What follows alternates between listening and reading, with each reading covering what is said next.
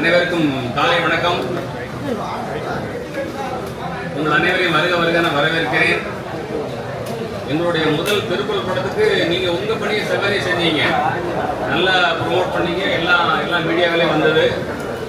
அதற்கு முதற்கண் நன்றி. அந்த படம் ரிலீஸ் ஆகி 1 வருஷம் 2 நாள் ஆகுது. இப்போ அடுத்த படத்தை ஆரம்பிக்கிறோம். இதுல வள்ளுவர் வேற கோணத்துல பார்க்கப்படுகிறார். திருக்குறள் எழுதின வள்ளுவர் அதுல அரங்கேற்றம் வரைக்கும் படமாக்கணும். இப்போ அரங்கேற்றின வள்ளுவர் அந்த குறளை மக்கள் கடைபிடிக்க வேண்டும், எந்த வகையில் எப்படி பிரச்சாரம் பண்ணாரு அப்படிங்கிற விஷயத்த சொல்ல போறோம். இதோட ஸ்கிரிப்ட் பாத்தீங்க அப்படின்னா, அவர் தெய்வ புலவர் அப்படின்னு சொல்றோம். அப்போ அவருக்கு முன்னால் இருந்த சங்க அறிஞர்கள், அவருக்கு பின்னால நடந்த வரலாற்றுல 2000 ஆண்டுகளுக்கு அப்புறம் நடந்த பல விஷயங்களை அவர் சொல்ற மாதிரியான ஒரு புதுமையான திரைக்கதையா அமையுது.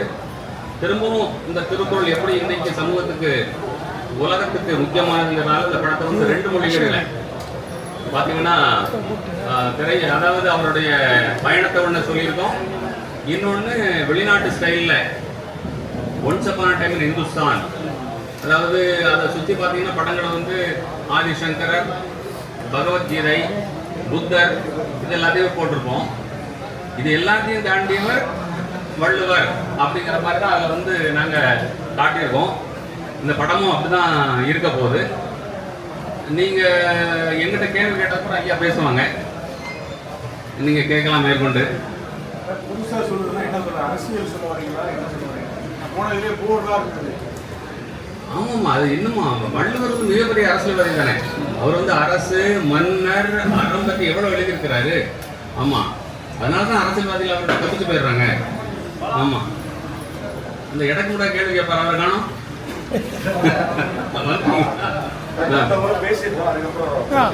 கடைசி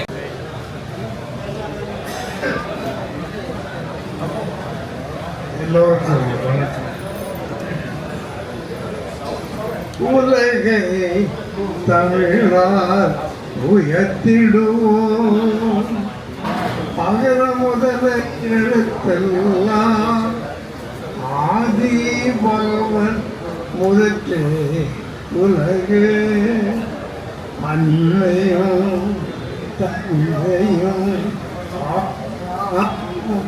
முன்னறிவோம், ஊரே யாவரும் கேளி, யாதும் ஊரே யாவரும் கேளி. அனைவருக்கும் எனது அன்பான காலை வணக்கம். இந்த தெய்வ புலவர் திருவள்ளுவர் அவர்களின் மாலையில் இன்று நமது அன்புக்குரிய சகோதரர் பாலகிருஷ்ணன் அவர்கள் எடுக்கின்றார். முன்னே வாசகர்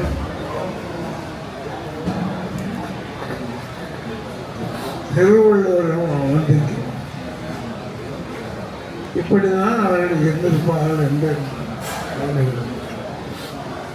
பக்கத்தில் சொல்றார். அன்புக்குரிய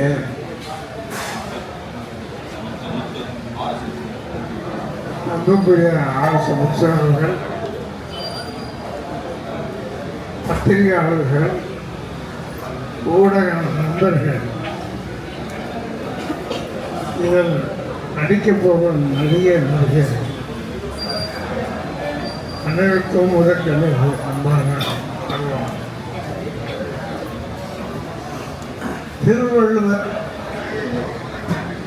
இன்று உலகமெல்லாம் அதை நாம் பார்த்து வருகிறோம். எந்த நாட்டில் சென்றாலும் வள்ளுவரை கண்கொள்ளாமல் உலகம் முழுவதும் பிஜேபி உலக தமிழ் சங்கம் மூலமாக 200 சிலைகள் எல்லா சந்தைகளும் மேலாக சென்று அமைத்து அங்கே சென்றார். பண்டிகைகள் என்ன முக்கியமான இடங்களில் வைக்கிறார்.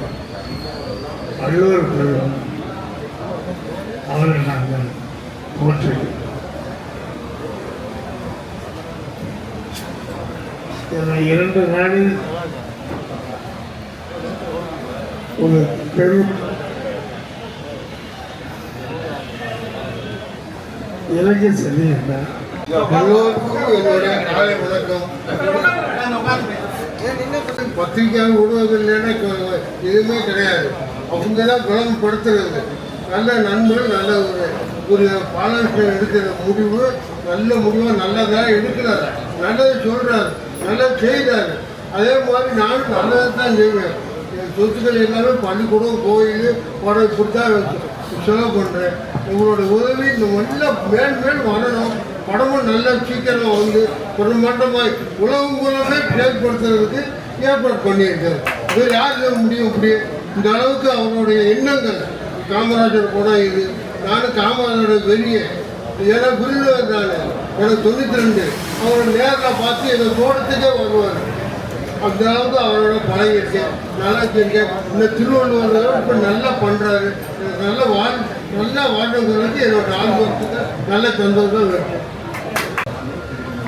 இந்த வள்ளுவரை பற்றி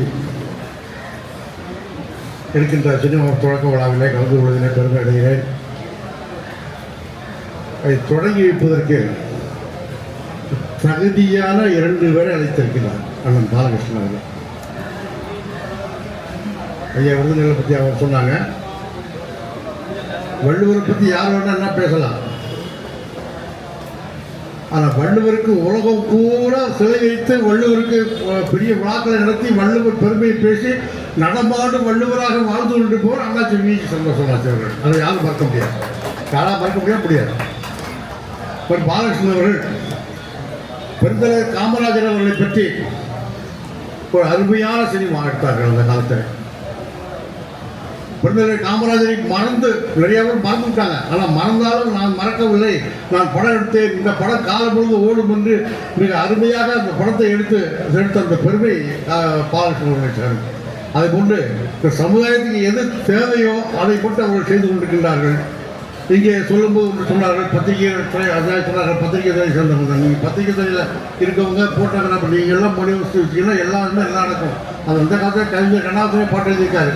பொய் சொன்னாலும் வாயால் சொல்லி பலனில்லை, அதை மையில் நினைச்சு பேப்பரில் எடுத்தால் மறுத்து பேச ஆள் இல்லை என்று அந்த காலத்தில் கவிஞர் பாட்டு எழுதியிருக்கிறார். அந்த வழியில் நீங்கள் எல்லோரும் ஆதரவு கொடுக்க வேண்டும், நாம் ஒன்றுபட வேண்டும், வெற்றி பெற வேண்டும். பாலகிருஷ்ணனுக்கு தூண்டுகோலாக இருக்க வேண்டும். வள்ளுவரை மட்டுமல்ல, இன்னும் பல அற்புதங்களை அவர் செய்ய வேண்டும் என்று கேட்டுக்கொண்டு விடைபெறுகிறேன். நன்றி, வணக்கம்.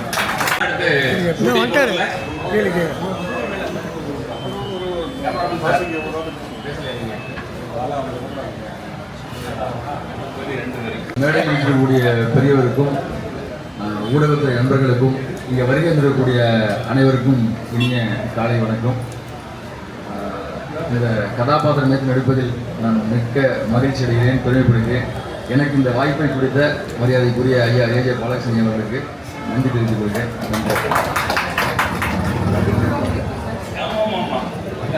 அனைவருக்கும் வணக்கம். Very good morning. உங்கள் எல்லாத்தையும் பார்த்ததில் ரொம்ப ரொம்ப சந்தோஷம். நான் உங்கள் தனலட்சுமி பேசுகிறேன். பார்ட் 1ல் வாசிலியாக பார்த்துருக்கீங்க. பார்ட் 2ல் என்னை மீண்டும் வாசிலியாக தேர்ந்தெடுத்ததுக்கு ரொம்ப ரொம்ப நன்றி சார். And thank you. அதிகமாக பேச வேணாம்னு சொல்லிட்டாரு. தேங்க்யூ. அவர் வந்து திருவள்ளுவர் எத்தனை குறள் எழுதியிருக்காரு தெரியுமா உங்களுக்கு? தெரியல. சரி, அதில் வந்து அதை 3ஆ பிரிக்கணும். அறத்துப்பால், பொருட்பால், இறந்த காமத்துப்பால். இரவில் தானே அது. அப்போ அவர் அதையும் எழுதியிருக்காருல்ல, அவராலே அதோட தப்பிக்க முடியல. அப்படித்தானே பார்க்கணும். அதை அதனால நான் அதை படமாக்கியிருக்கேன். ஆமா,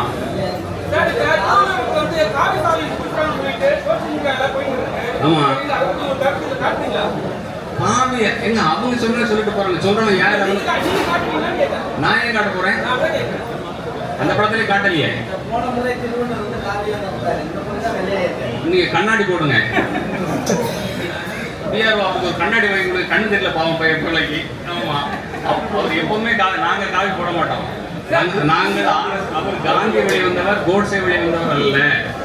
சொல்லுங்க, என்ன கேள்விகளை காணும்? யார் கேள்வி கேட்டாலும் திருக்குறள் எத்தனை கேட்குறீங்க, திருக்குறளோட அர்த்தத்தை கேட்குறீங்க. ஒருவேளை திருக்குறள் எல்லாமே படிச்சுன்னா மட்டும் இந்த படம் பார்க்கணுமா? இல்ல, அப்படி கிடையாது. அவர் கேட்கிறவர் வந்து காமத் பாலம் மட்டும் வச்சுங்க. அவர்கிட்ட மட்டும் உங்கள்கிட்ட நான் கேள்வி கேட்டனா? எல்லாரும் நிறைய சொல்லியிருக்கீங்க. திருக்குறள் எல்லாமே தெரிஞ்ச மட்டும் தான் உங்க படம் பார்க்கணுமா? இல்ல, தெரியாதவன்னு பார்க்கணும். அதுக்கு தான் படம் எடுக்கிறோம். அவர் குறிப்பா கேட்டாரு, ஏன் காமத்தை பாலம் வச்சிருக்கீங்க அப்படின்னுட்டு. வள்ளுவரே தவிர்க்க முடியாதது காமம். நான் தான் பார்க்குறேன். என்ன இவர் வந்து அறம் சொல்றவர், பொருள் சொல்றவர், இவர் ஏன் 250 பாட்டை வந்து காமத்துக்கு எழுதினாரு அப்படின்னா அவரே அதால் தவிர்க்க முடியல. அதனால தான் அதை பற்றி சொல்லி அதனால அவர்கிட்ட சொன்னேன். எல்லாரும் குரலை வந்து கடைபிடிக்க வேண்டும். படிக்கிறது மனப்பாடம் பண்ணுறதுக்கு தேவையில்லை குரல். அதான் நெட்ட தட்டம் வரப்போகுது. அதன்படி நடக்க வேண்டும். நான் கிட்டத்தட்ட 50% நடக்கிறேன். ஆமா. அடுத்து நல்ல படம் எடுக்கீங்க. சரி, பொருள் உதவி கிடைக்குதா, தேட்டர் கிடைக்குதா, மக்கள்கிட்ட போய் சேருதா? ஏன்னா முதல் படமே உங்களுக்கு தெரியும் எப்படி வந்து இல்லை ஜானை, அதாவது காமராஜருக்கும் 80 லட்சம் ரூபாய் அந்த காலத்தில் செலவு. இன்னுமே அதை ரெக்கவர் பண்ணல. சொல்லப்போ நான் வந்து எனக்கு வந்து உதவி பண்ணாங்க, வீட்டுக்கு உதவி பண்ணாங்க, டிவிஸ் உதவி பண்ணாங்க. அப்போ என்ன தோணுதுன்னா, இந்த காலத்துலேயும் திருக்குறளை கடைபிடிக்கும் மனிதர்கள் இருக்கிறார்கள். எனக்கு சொந்தமான இடத்த கூட நான் வித்துட்டேன். அந்த இடத்துல நான் சந்தோஷப்பட முடியும். இவங்க பணத்தெல்லாம் வாங்கி நான் ஒரு வீடு கட்டினேன். எனக்கு ஒரு சொந்தமாக ஒரு சதுர அடி நிலம் கூட கிடையாது. என் தந்தையார் அளித்த இடத்தை கூட நான் வந்து விற்று விட்டேன். அப்போ இவங்கெல்லாம் எனக்கு வந்து உதவி செய்கிறாங்க. காந்தி வந்து இந்தியாவில் மிகப்பெரிய பிச்சைக்காரர். அடுத்து நான் தான். கோவம் இல்லையா சார்? படம் எடுக்கலாம் ஆதரவு ஜானகிராமனோட ஒரு நாவலில் வரும். ஒரு காட்டில் நடந்து போயிட்டு இருப்பாரு. இப்போ வரக்குள்ள ஒரு பூ பூத்துருக்கும். அந்த பூவை பார்த்து அவர் கேட்பாரு, அதாவது இப்படி ஒதுக்கப்பட்டு கிடக்கிறியே, உன்னை யாராவது எடுத்து முகர்றாங்களா, உலகத்துக்கு தெரியுமா? இப்போ அவரே பதில் சொல்லுவார், என்னோட வேலை பூப்பது மட்டுமே. இதை தலையில் சூடுவாங்க, சூடாமல் போவாங்க, மிதிப்பாங்க, அதை பற்றி கவலை இல்லை. இந்த சமூகத்தை வந்து அதை ரசிக்கிற அளவுக்கு நம்ம வளர்த்து கொண்டு வரணும். எல்லாரும் அதை கடைபிடிக்க வேண்டும். அதாவது கடைபிடிச்சு வாழ்ந்தவங்கலாம் இந்திய அரசியல் எப்படி இருந்தாங்கன்னு உங்களுக்கு தெரியும். கடைபிடிக்காம போனவங்க எப்படி இருந்தாங்க இறந்தாங்கன்னு உங்களுக்கு நீங்கள் பார்த்துட்டு தான் இருக்கீங்க. நான் பேர் சொல்ல வேண்டியதில்லை. காமராஜர் கடைபிடித்தவர். அவர் எப்படி வாழ்ந்தார், எப்படி இறந்தார்னு உங்களுக்கு தெரியும். அதை கடைபிடிக்காதவர்கள், நாட்டை சுரண்டியவர்கள் இன்றும் எப்படி இருக்கிறார்கள் உங்களுக்கு தெரியும். ஆமா.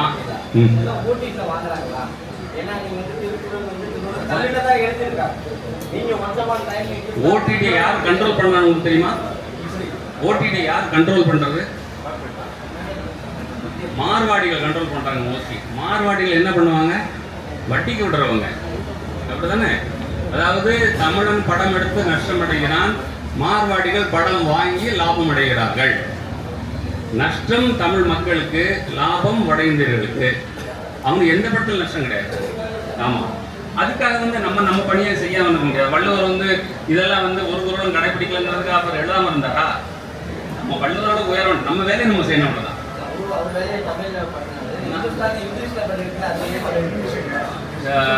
ஜி போப்னு ஒரு ஆள் இருந்தாரு. அவர் வந்து அதை எழுதி இங்க வந்து வாழ்ந்து அங்க கொண்டு வந்து இன்னைக்கு ஒரு வார்த்தைக்கு அர்த்தம் கண்டுபிடிக்கிறதுக்கு வந்து 2 நாள் ஆகும். அவர் 100 வருஷம் முன்னாடி மொழிபெயர்த்து வெளிநாட்டு கொண்டு வந்தார். அதனால அதை கொண்டு வரோம்.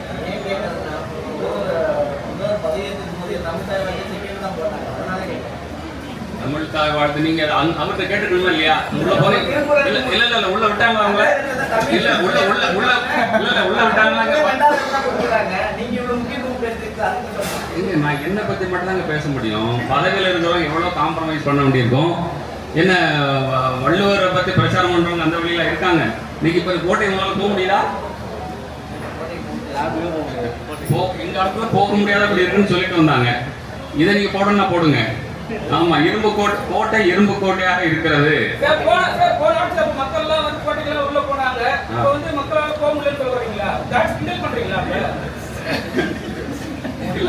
போன ஆட்சியில போனாங்கன்னு சொல்ல முடியல, இந்த ஆட்சியில் போக முடியவில்லை என்று சொல்கிறேன்.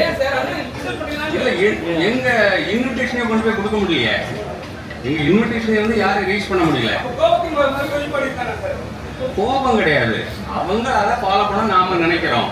அவர்களை வந்து காட்சிக்கு எளியோன் அப்படின்னு சொல்றாரு வள்ளுவர். காமராஜர் காட்சிக்கு எளியவர் இருந்தார், நேரு எளியவராக இருந்தாரு. அதாவது ஜெய் கிஷான் ஜெய் ஜவான் ஒரு திட்டம் வந்தது 1960களில். பிரதமரா வந்து சாஸ்திரி இருந்தாரு. என்ன சொன்னாருன்னா, இந்தியர்களுக்கு வந்து உணவு பற்றாக்குறை இருக்கு, ஒருவேளை சாப்பாடு திறந்துருங்கன்னு சொன்னாரு.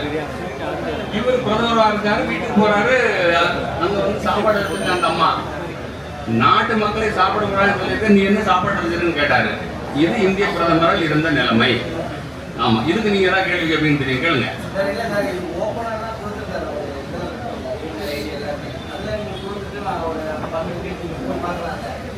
இமெயில் ஐடியில இல்ல எங்க மேனேஜரே உள்ள போனாரு, அதுக்கே ரெஸ்பான்ஸ் இல்ல. நீங்க இதை போடுங்க, செய்தி உண்மை தானே சொல்ல போறோம்.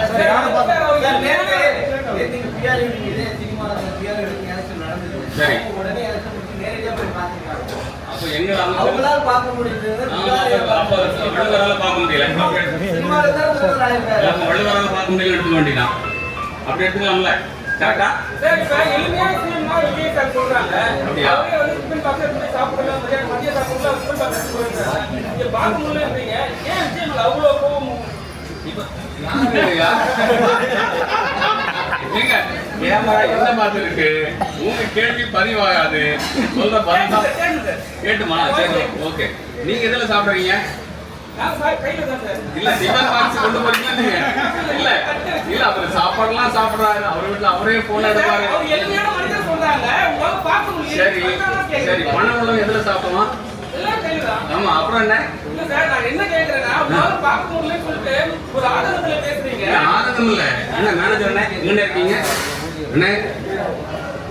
ஆமா, இவரு தான் போயிட்டு வந்தாரு. ஆமா, யாரையும் பார்க்க முடியல. ஆமா, அதெல்லாம் உண்மை.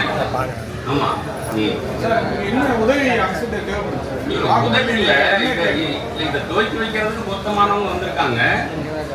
நாங்க பண்ற பிரச்சாரத்துக்கு அதுல யாராவது ஒரு அமைச்சர் வந்திருந்தாலோ இது இன்னும் அதிக ஒரு மைலேஜ் வந்து பெற்றிருக்கோம். அதுதான், வேற என்ன கேட்க போறோம்?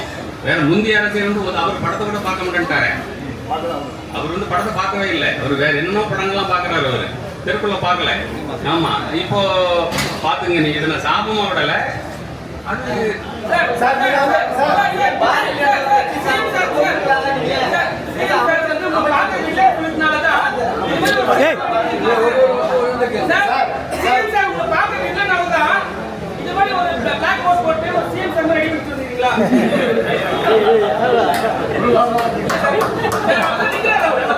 அதே மாதிரி இருக்கிறாரு. சார் நீங்க வந்து இப்ப சொன்னீங்க திருக்குறளை வந்து பார்க்க விரும்பப்படுற மாதிரி சொன்னீங்க. சிஎம் அவர்கள் பாத்தீங்கன்னா பள்ளி மாணவர்களுக்கு கொடுத்த பேங்கையும் சரி, புக்கையும் சரி, எல்லாத்துக்குமே திருக்குறளை வந்து முன்ன வச்சு பதிவிட்டு முக்கியத்துவம் கொடுத்துருக்காரு. நீங்க வந்து அதுக்கு அவர் பாராட்டிடுவோம், அவர் பாராட்டிடுவோம். வேற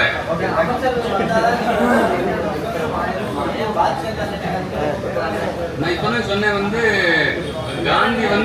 காந்தி வந்து வள்ளுவரோட பிரதிநிதி, கோட்ஸே வந்து ஆர்எஸ்ஓட பிரதிநிதி, ஆர்எஸ்ஓட வழித்தோன்றல்கள் வந்து பிஜேபி. நாம பிஜேபியை கூப்பிட்டு வந்து நான் வந்து பிரஸ் நடத்தினேன்.